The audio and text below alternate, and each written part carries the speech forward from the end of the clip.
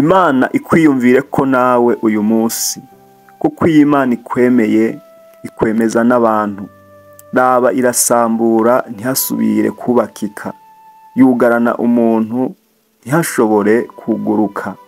Raba yimana amazi agakama, byongeye yayarekura akubika isi. Igitabo ca Yobu 12:14-15. Imana iyo ivuze ntawivuguruza. Ibyo abantu birahinduka, ariko Imana niyo ivuga rikijana. Yesu ntawumuvuguruza, kiretse ko we yama avuguruza Satani. Ibyo Satani yubatse akabisambura, kuko icatumye Yesu ahishurwa kwari ukugira ngo asangangure ibikorwa byose by'umugwanizi. Yesu ntawumuvuguruza. Iyo avuze ego ntawuvuga oya. Iyo avuze oya ntawuvuga ego. Iyo yateguye kugirira neza umuntu ntawushobora kumuhagarika. Ibyo yateguye kugushitsa ko ntawo bitangira. Yesu niwe afise urufunguruzo, yugaye ntawugurura, kandi yuguruye ntawushobora kugara.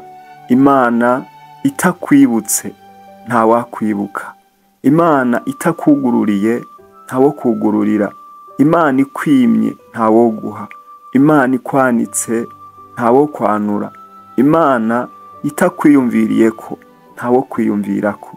Imana itakurinze ntawo kurinda ukaba amahoro. Imana itakubakiye nukuri woruhira ubusa, byosenyuka. Imana itakurinze abarinzi bose bakurinda, n'ivyo washizeho ngo bigucungira umutekano byoba iby'ubusa. Imana iguhaye ntawukwaka. Mugenzi, urakeneye Imana mu buzima bwawe.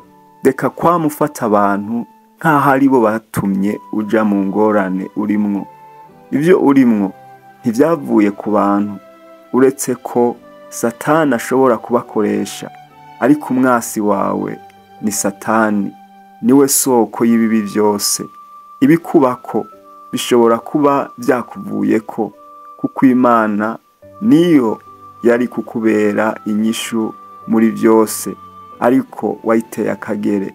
Wibuke ko Imana niyo ituma umuntu apfa, kandi niyo ituma umuntu abaho. Niyo imukenesha, kandi niyo imukenura. Niyo imucisha bugufi, ikongera ikamushira hejuru. Hari izina ry'umuntu wumvisemwo, ahubwo wari ukwiye kuyibaza impamvu itagushize hejuru, kandi abandi yarashize hejuru. Bishoboka kuba byakuvuyeko kubw'ibyaha byawe ugenderamwo, ibyo wanse kwihana, canke bishobora kuba byavuye kuri yo, kuko igihe n'isaha yayo byo kukugirira neza bitarashika.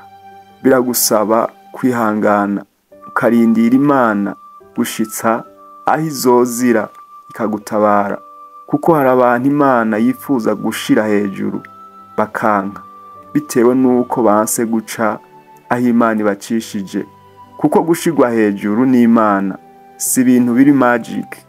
Wemera guca aho Imana igucishije, ukigishwa nayo intambwe ku yindi, gushitsa ushitse aho yaguteguriye.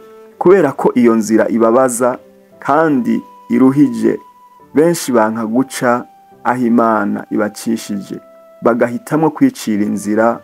Kuroranirwa k'umuntu ntikuva iburasirazuba, ariko kuva ku Mana. Nuko wiyuzuze n'Imana ubone kuba amahoro. Witwararike iby'ubwami bwayo no kugororoka kwayo. Witandukanye n'ikibi, ukura umuvumo mu mugisha wawe.